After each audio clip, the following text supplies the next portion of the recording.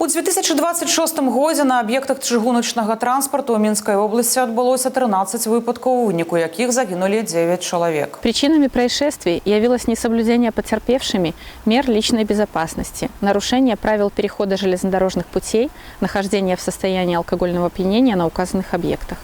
В некоторых случаях граждане находились у края посадочной платформы, либо пытались перейти железнодорожные пути в наушниках, что не позволило услышать звук приближающегося поезда. В целях предупреждения подобных случаев с 22 по 26 июля текущего года на территории Минской области реализован комплекс мероприятий, в том числе направленных на выявление и изъятие с объектов транспорта лиц в состоянии алкогольного опьянения, а также нарушающих правила перехода железнодорожных путей.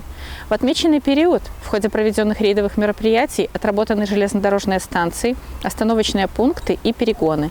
Уделено внимание проведению выступлений в детских оздоровительных лагерях среди несовершеннолетних. Дзякуючы профілактычным мерапрыемствам адбылося зніжэнне выпадкаў траўміравання на чыгунках больш як на 20% у параўнанні з мінулым годам.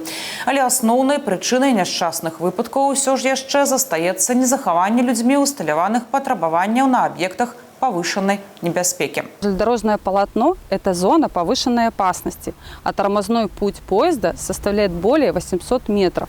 Помните, поезд нельзя остановить мгновенно. Будьте внимательны и осторожны, берегите свою жизнь.